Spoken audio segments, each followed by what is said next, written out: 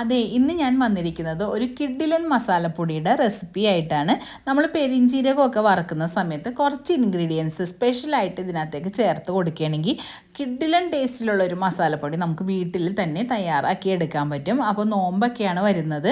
നമുക്കറിയാമല്ലോ, സമൂസ, കട്ട്ലേറ്റ്, അതേപോലെ തന്നെ പല ടേസ്റ്റിലുള്ള സ്നാക്സൊക്കെ ഉണ്ടാക്കുന്നതിനായിട്ടും ഈ മസാലപ്പൊടി ഒരല്പം ചേർത്ത് കൊടുത്താൽ മതി. അപ്പോൾ ബിരിയാണിക്കായാലും ഇറച്ചിക്കറിക്കായാലും ഏത് കറിക്കും രുചി കൂട്ടാനായിട്ട്, രുചി ഇരട്ടിയാക്കാൻ പറ്റിയ ഒരു മാന്ത്രിക കൂട്ടായിട്ടാണ് ഞാനിന്ന് വന്നിരിക്കുന്നത്. അപ്പോൾ നമുക്കിനി നേരെ വീഡിയോയിലേക്ക് പോകാം. ആദ്യം തന്നെ നമുക്ക് പെരിഞ്ജീരകം പാനിലേക്ക് ഇട്ട് കൊടുക്കാം. അപ്പോൾ 250 ഗ്രാം പെരിഞ്ജീരകമാണ് ഞാൻ എടുത്തിരിക്കുന്നത്. അപ്പോൾ ആദ്യം തന്നെ നമുക്കെല്ലാം പാനിലേക്ക് ഇട്ടതിന് ശേഷം നമുക്ക് സ്റ്റൗവിലേക്ക് വെച്ച് സ്റ്റൗ ഓൺ ആക്കാം. മസാലപ്പൊടി തയ്യാറാക്കുമ്പോൾ പെരിഞ്ജീരകമാണ് കുറച്ച് കൂടുതലായിട്ട് എടുക്കേണ്ടത്. ബാക്കിയുള്ള ഇൻഗ്രീഡിയൻസ് എല്ലാം അതിൽ നിന്ന് കുറച്ചായിട്ടാണ് വേണ്ടത്. അപ്പോൾ ഇത്രയും കറുവപ്പട്ടയാണ് ഞാൻ എടുത്തിരിക്കുന്നത്. വലിയ പീസൊക്കെ ആണെങ്കിൽ ഒന്ന് ചെറുതായിട്ടൊന്ന് നുറുക്കിയതിന് ശേഷം നമുക്ക് പാനിലേക്ക് ഇട്ട് കൊടുക്കാം. ഇനി നമുക്ക് വേണ്ടത് കുരുമുളകാണ്. അപ്പോൾ കുരുമുളക് ഒരു 6 സ്പൂണോളം ഞാൻ എടുത്തിട്ടുണ്ട്. അപ്പോൾ കുരുമുളക് കൂടി നമുക്ക് പാനിലേക്ക് ഇട്ട് കൊടുക്കാം. ഇനി നമുക്ക് വേണ്ടത് ഏലക്കയാണ്. അപ്പോൾ ഒരു 4 സ്പൂണോളം ഏലക്ക ഞാൻ എടുത്തിട്ടുണ്ട്. അപ്പോൾ ഏലക്ക കൂടി നമുക്ക് ഇതിനകത്തേക്ക് ചേർത്ത് കൊടുക്കാം. അപ്പോൾ ഏലക്ക ആയാലും കറുവപ്പട്ട ആയാലും നമ്മൾ ലൂസായിട്ട് വാങ്ങിക്കുന്നതാണ് നല്ലത്. അപ്പോൾ ഞാൻ ഒരു 7 സ്പൂണോളം ഗ്രാമ്പൂ ചേർത്ത് കൊടുക്കുന്നുണ്ട്. അപ്പോൾ ഗ്രാമ്പൂവും കറുവപ്പട്ടയൊക്കെ നമുക്ക് കൂടുതലായിട്ട് എടുക്കാം.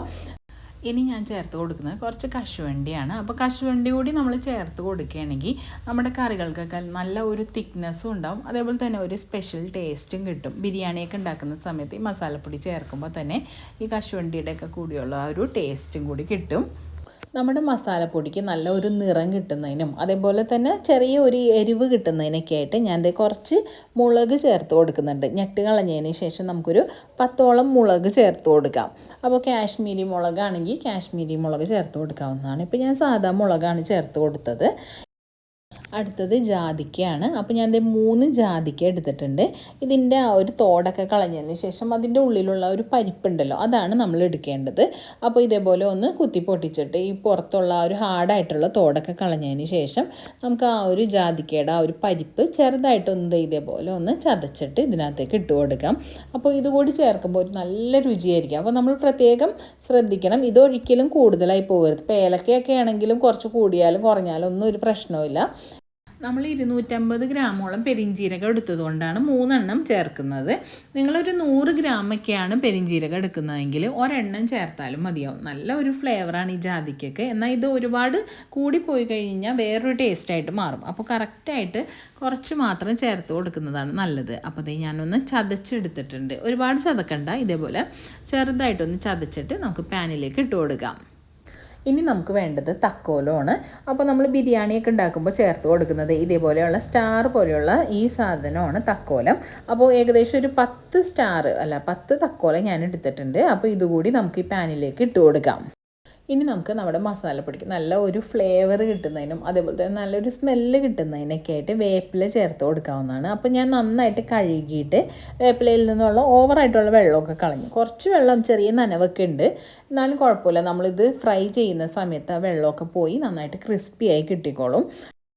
അപ്പോൾ നമ്മൾ ഗ്യാസ് സ്റ്റൗവിലേക്ക് വച്ചിട്ടുണ്ട്. അപ്പോൾ ഫ്ലെയിം ഓൺ ആക്കിയിട്ടുണ്ട്. അപ്പോൾ മീഡിയം ഫ്ലെയിമിൽ മാത്രം വെച്ച്, അല്ലെങ്കിൽ ലോ ഫ്ലെയിമിൽ മാത്രം വെച്ചിട്ട് വേണം നമ്മളിത് വറുത്തെടുക്കാനായിട്ട്. നമ്മൾ ഹൈ ഫ്ലെയിമിൽ വെക്കുമ്പോൾ പെട്ടെന്ന് തന്നെ അടിയിലുള്ള പെരിഞ്ജീരകത്തിൻ്റെ നിറമൊക്കെ മാറിയിട്ട് അത് കരിഞ്ഞു പോകാൻ ചാൻസ് ഉണ്ട്. അപ്പോൾ അതുകൊണ്ട് ഒന്നല്ലെങ്കിൽ മീഡിയം അല്ലെങ്കിൽ ലോ ഫ്ലെയിമിൽ തന്നെ വെച്ച് ഇതേപോലെ ഇളക്കി റോസ്റ്റാക്കി എടുക്കാം.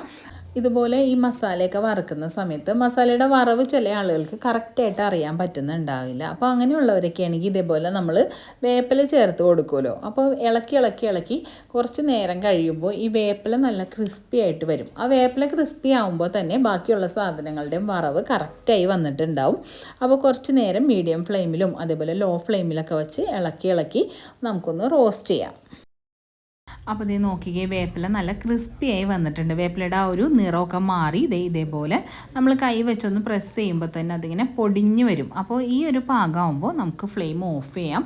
ഫ്ലെയിം ഓഫ് ചെയ്തിട്ട് നമ്മൾ ഈ പാനിൽ നിന്ന് വേറൊരു പരന്ന പാത്രത്തിലേക്ക് മാറ്റി കൊടുക്കണം. അല്ലെങ്കിൽ വീണ്ടും ഇത് കുറച്ചും കൂടി ഓവർ റോസ്റ്റായി പോവും. ഇനി നമുക്ക് ഒരു പരന്ന പാത്രത്തിലേക്ക് ഈ മസാലകളൊന്ന് ചെറുതായിട്ടൊന്ന് ചൂടാറാൻ വേണ്ടി വെക്കാം. ഒരുപാട് ഓവറായിട്ട് തണുത്ത് പോകരുത്. നമുക്ക് ആ ചൂടൊക്കെ ആറിയിട്ട് ആ ഒരു ക്രിസ്പി ആയിട്ടിരിക്കുന്ന ആ ഒരു സമയത്ത് തന്നെ മിക്സിയുടെ ജാറിലേക്ക് ഇട്ട് പൊടിച്ചെടുക്കാനുള്ളതാണ്. അപ്പോൾ ഒരു 10 മിനിറ്റൊക്കെ കഴിയുമ്പോഴേക്കും ഇതിൻ്റെ ചൂടാറിയിട്ടുണ്ടാവും. അപ്പോൾ ഈ മസാലയുടെ ചൂടൊക്കെ ഒന്ന് ആറി വന്നിട്ടുണ്ട്. മുളകൊക്കെ ആണെങ്കിൽ നല്ല ക്രിസ്പി ആയിട്ട് തന്നെ നമുക്ക് ഇതേപോലെ പൊട്ടിക്കാൻ പറ്റുന്നുണ്ട്. ഇനി നമുക്ക് മിക്സിയുടെ ജാറിലേക്ക് ഇട്ട് കൊടുക്കാം. അപ്പോൾ തേങ്ങയൊക്കെ അരക്കുന്ന സെക്കൻഡ് ജാറുണ്ടല്ലോ, അതാണ് ഞാൻ എടുത്തിരിക്കുന്നത്. മിക്സിയുടെ ജാറിൽ ഒട്ടും തന്നെ നനവ് പാടില്ല. നന്നായിട്ട് ഉണങ്ങിയ തുണി വെച്ച് തുടച്ച് നല്ലപോലെ ഡ്രൈ ആയതിന് ശേഷം മാത്രമാണ് നമ്മൾ പൊടിക്കാൻ പാടുള്ളൂ. കാരണം മസാലപ്പൊടിയൊക്കെ നമ്മൾ കുറേ നാൾ സൂക്ഷിച്ച് വെക്കുന്നതാണ്. അപ്പോൾ ഒട്ടും പൂത്ത് പോവാതിരിക്കുന്നതിനായിട്ട് നമ്മൾ എടുക്കുന്ന മിക്സി ജാറാണെങ്കിലും സ്പൂണ് പാത്രങ്ങളൊക്കെ ആണെങ്കിലും നല്ല ഡ്രൈ ആയതായിരിക്കണം. അപ്പോൾ ഇത് പകുതി മസാല ഇട്ട് കൊടുത്തിട്ടുണ്ട്. നമുക്കിനി ഇതൊന്നും പൊടിച്ചെടുക്കാം. അപ്പോൾ ഇത് നന്നായിട്ട് തന്നെ പൊടിഞ്ഞ് കിട്ടിയിട്ടുണ്ട്. അപ്പോൾ നല്ല ഒരു സ്മെല്ലാണ്. വീട് മുഴുവൻ ഈ മസാലപ്പൊടിയുടെ ഒരു സ്മെല്ല് പരക്കും. നല്ല സ്മെല്ലും അതേപോലെ തന്നെ നല്ല രുചിയുള്ള ഒരു മസാലപ്പൊടിയാണിത്. അപ്പോൾ അത് നമ്മൾ ഫസ്റ്റ് ട്രിപ്പ് പൊടിച്ചെടുത്തു. ഇനി നമുക്ക് അടുത്ത ട്രിപ്പ് കൂടി പൊടിച്ചെടുക്കാം. അപ്പോൾ ഇതേ നമ്മൾ 2 ട്രിപ്പും പൊടിച്ചെടുത്തിട്ടുണ്ട്. അപ്പോൾ സാധാരണ ഉണ്ടാക്കുന്നതിനേക്കാൾ കുറച്ചധികം മസാലപ്പൊടി ഞാനിപ്പോൾ തയ്യാറാക്കി വെച്ചിട്ടുണ്ട്. കാരണം നോമ്പാണല്ലോ വരുന്നത്. നോമ്പിന് നമുക്ക് മിക്ക ദിവസങ്ങളിലും ഇറച്ചിയും അതേപോലെ തന്നെ പലതരത്തിലുള്ള സ്നാക്സൊക്കെ ഉണ്ടാക്കുമല്ലോ. അപ്പോൾ സമൂസ, കട്ട്ലേറ്റ്, ഏത് തരത്തിലുള്ള സ്നാക്സ് ആണെങ്കിലും ഈ മസാലപ്പൊടി ഒരല്പം ചേർത്ത് കൊടുക്കുകയാണെങ്കിൽ നല്ല കിടിലൻ ടേസ്റ്റ് ആയിരിക്കും. ഇപ്പോഴും കടകളിൽ നിന്ന് ചിക്കൻ മസാലയും അതേപോലെ മീറ്റ് മസാലയൊക്കെ വാങ്ങിക്കുന്ന ഫ്രണ്ട്സൊക്കെ ഉണ്ടെങ്കിൽ അവർക്ക് ഇതൊന്ന് ഷെയർ ചെയ്ത് കൊടുക്കണേ. ഒരേ ഒരു തവണ ഇതുപോലെ ഒന്ന് ട്രൈ ചെയ്ത് നോക്കുകയാണെങ്കിൽ പിന്നെ നിങ്ങൾ മസാലപ്പൊടി കടകളിൽ നിന്ന് പാക്കറ്റിലുള്ളത് വാങ്ങിക്കില്ല. അത്രയ്ക്ക് എനിക്ക് ഉറപ്പാണ്. അത്രയ്ക്ക് ടേസ്റ്റാണ് ഈ മസാലപ്പൊടിക്ക്. അപ്പോൾ ഇത്രയേ ഉള്ളൂ ഇന്നത്തെ വീഡിയോ ലൈക്ക് ചെയ്യാനും അതേപോലെ തന്നെ ഫ്രണ്ട്സിന് ഷെയർ ചെയ്ത് കൊടുക്കാനും മറക്കരുത്. നിങ്ങളുടെ അഭിപ്രായം കൂടി കമൻറ്റ് ചെയ്യുമെന്ന് കരുതുന്നു. നെക്സ്റ്റ് ഒരു യൂസ്ഫുൾ വീഡിയോ ആയിട്ട് ഉടനെ വരാം. അതുവരെ എല്ലാവർക്കും ബൈ ബൈ. Thank you.